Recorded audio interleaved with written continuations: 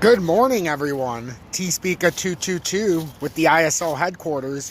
It's 8:58 a.m. Eastern Standard Time on the East Coast in the United States of America. I wanted to do episode 1, volume 3 of the ISO-20022, and if you're new, go check out the first two videos. They're labeled volume 1 and volume 2 of episode 1. And then, but this is, we've went through these so far. Today I want to do the last one we did, bringing ISO-20022 payments to the corporate community, a joint effort. Today I want to read through the registration authority perspective.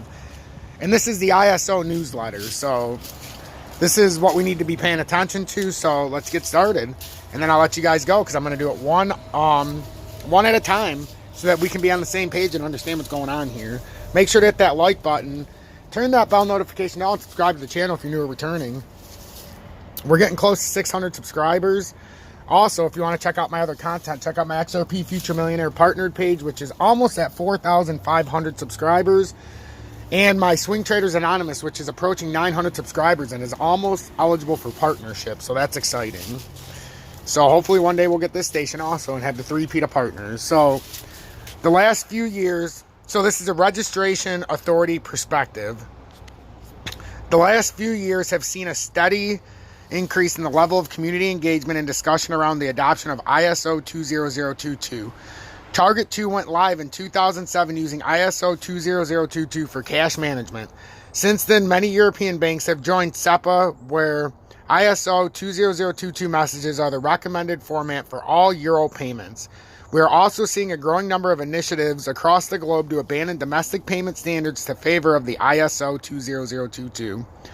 In the securities world, Target 2 Securities T2S,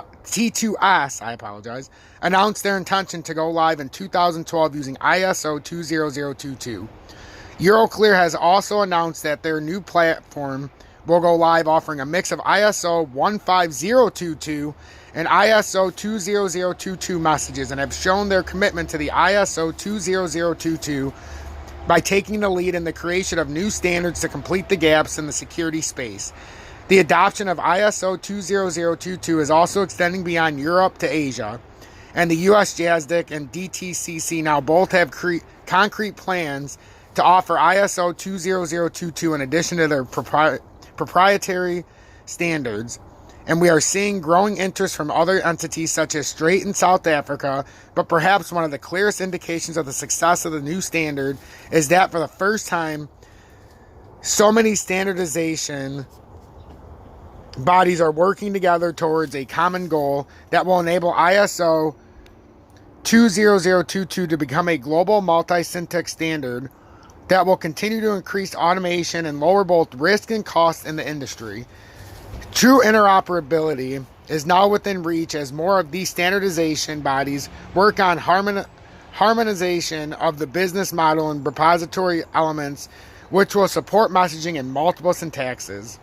SWIFT, in its role as the guardian of the ISO 20022 standard, the registration authority role, which SWIFT formally began in 2004, is at the heart of the development and maintenance activity, with more than 200 messages delivered and over 300 in the pipeline.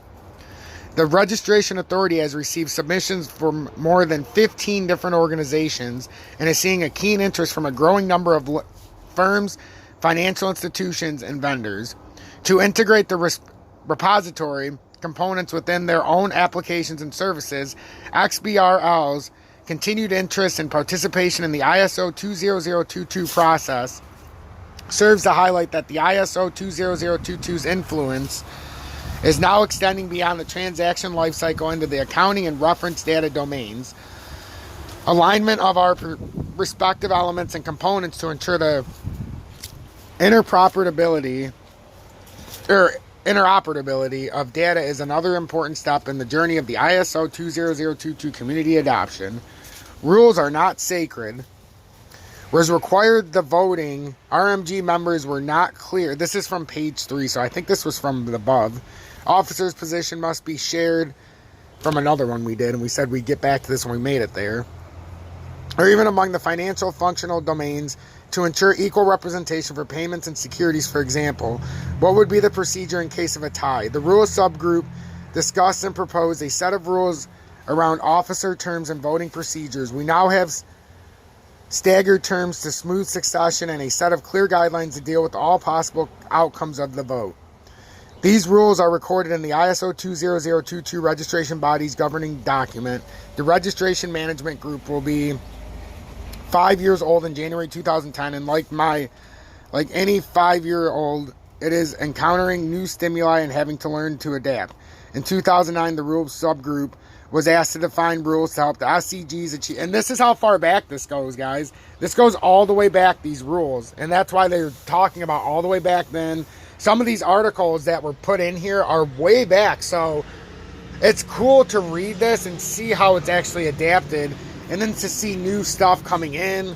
It's fascinating. Having to learn to adapt. In 2009, the rules subgroup was asked to define rules to help the SCGs achieve a good level of consensus.